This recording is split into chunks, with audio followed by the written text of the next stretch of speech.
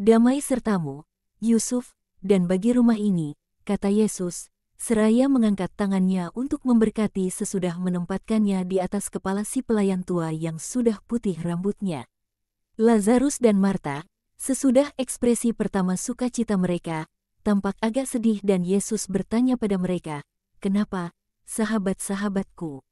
Sebab engkau tidak tinggal bersama kami dan sebab semua orang datang kepadamu terkecuali jiwa yang sungguh kami inginkan untuk menjadi milikmu.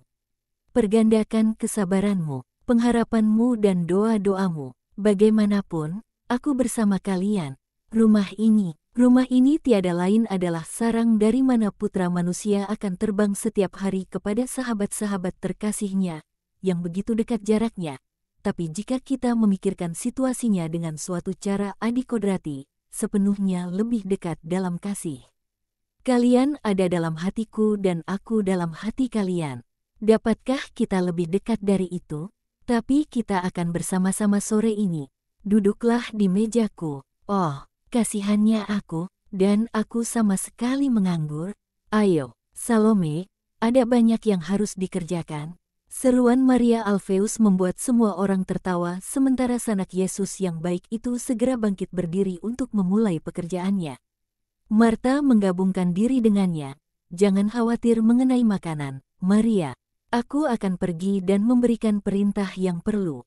Siapkan meja saja. Aku akan mengirimkan padamu cukup kursi dan apa-apa yang diperlukan. Ayo, Marcella, aku akan segera kembali, Guru. Aku bertemu dengan Yusuf dari Arimatea, Lazarus.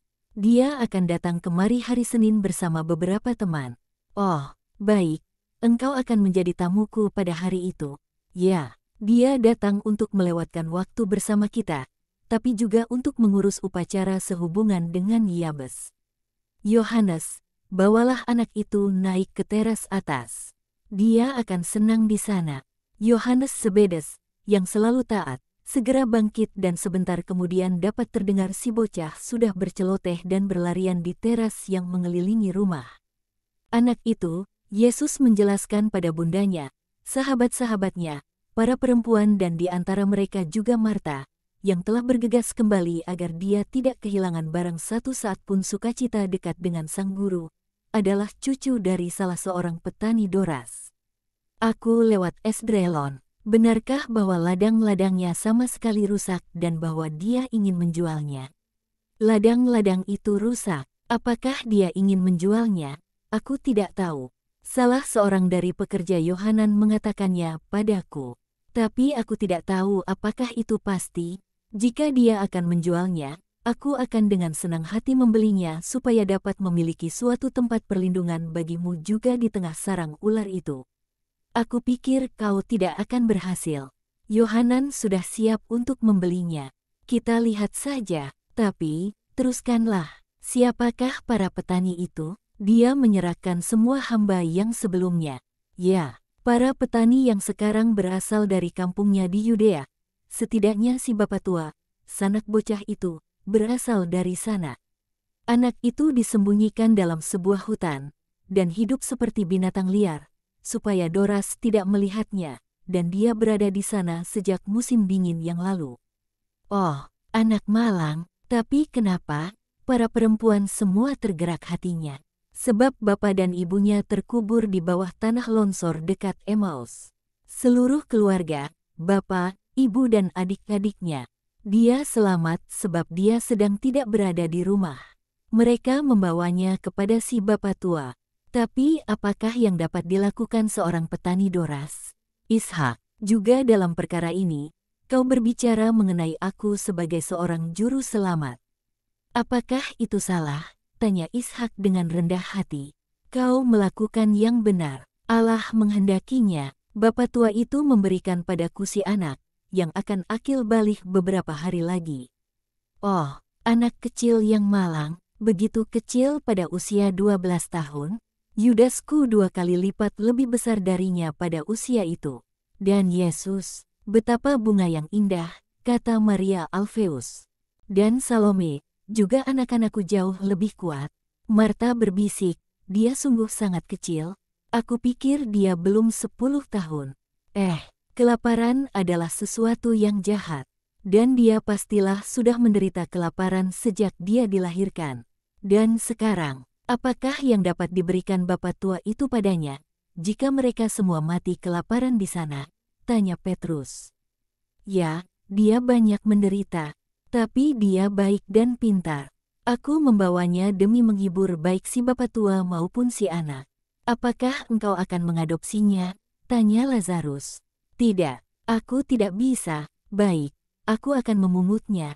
Petrus melihat harapannya sirna dan dia menyuarakan suatu erangan yang sangat mendalam. Tuhan, semuanya untuk dia. Yesus tersenyum. Lazarus, kau telah berbuat begitu banyak dan aku berterima kasih padamu. Tapi aku tak dapat menyerahkan anak ini padamu. Dia adalah anak kami. Dia milik kami semua. Dia adalah sukacita bagi para rasul dan bagi sang guru. Di samping itu, dia akan dibesarkan dalam kemewahan di sini. Aku ingin menjadikannya hadiah dari mantel kerajaanku. Kemiskinan yang tulus, kemiskinan yang dikehendaki putra manusia bagi dirinya sendiri, untuk dapat menghampiri kemalangan-kemalangan terbesar tanpa mempermalukan siapapun. Kau sudah punya hadiah juga dariku baru-baru ini. Ah, ya. Si patriark tua dan putrinya. Si perempuan sangat aktif, si bapak tua sangat baik. Di manakah mereka sekarang? Yang aku maksudkan, di tempat yang mana? Mereka di sini, di Betania. Apakah engkau pikir bahwa aku akan menyuruh pergi berkat yang telah engkau kirimkan padaku? Si perempuan menenun linen. Tangan-tangan yang lincah cekatan dibutuhkan untuk pekerjaan itu. Sebab si bapak tua bersikeras untuk bekerja. Aku menempatkannya di sarang lebah. Kemarin dia punya jenggot emas panjang, bukan begitu, saudariku? Lebah-lebah berkeriapan dan bergelayut pada jenggot panjangnya dan dia berbicara kepada mereka seolah mereka adalah putri-putrinya. Dia bahagia, aku yakin dia bahagia, kiranya kau diberkati, kata Yesus. Terima kasih, Guru, tapi anak itu akan membuatmu membelanjakan banyak biaya. Engkau izinkanlah aku untuk setidaknya. Aku yang akan mengurus pakaiannya untuk upacara, teriak Petrus. Mereka semua tertawa atas reaksi serta mertanya itu. Baiklah, tapi dia akan membutuhkan pakaian-pakaian lain. Simon, jadilah baik. Aku tidak punya anak juga. Izinkan Marta dan aku beroleh sedikit penghibur lara dengan memastikan bahwa beberapa pakaian kecil dibuat untuknya. Petrus, yang dimohon seperti itu, segera tergetak hatinya dan berkata, pakaian-pakaiannya, ya. Tapi pakaiannya yang untuk hari Rabu, aku yang akan mengurusnya. Guru sudah berjanji padaku dan ia mengatakan bahwa aku akan pergi bersama bundanya untuk membelinya besok. Petrus menjelaskan semuanya secara rinci khawatir kalau ada perubahan tak terduga yang akan merugikannya. Yesus tersenyum dan berkata, ya, Bunda. Tolong pergilah bersama Simon besok. Jika tidak, dia akan mati patah hati. Engkau akan memberinya nasihat mengenai apa yang sebaiknya dia pilih. Aku katakan, baju merah dan ikat pinggang hijau. Dia akan tampak menawan, jauh lebih bagus dari warna yang dia kenakan sekarang. Warna merah akan baik. Juga Yesus waktu itu mengenakan pakaian merah. Tapi akan aku katakan bahwa ikat pinggang merah akan lebih baik untuk pakaian merah, atau setidaknya disulam dengan warna merah, kata Maria lembut. Aku katakan hijau sebab aku melihat bahwa Yudas, yang kulitnya hitam, kelihatan sangat cerdas dengan garis-garis hijau itu pada jubah merahnya. Tapi ini bukan warna hijau, sobatku. Yudas tertawa. Bukan. Jadi, warna apa itu? Warna ini disebut barik-barik, batu, agat. Bagaimana kau pikir aku tahu itu? Kelihatan hijau bagiku. Aku melihat warna itu juga di daun-daun. Santa perawan tersuci menyela dengan lembut. Simon benar. Itu adalah tepat warna dedaunan pada saat hujan pertama di bulan Tishri.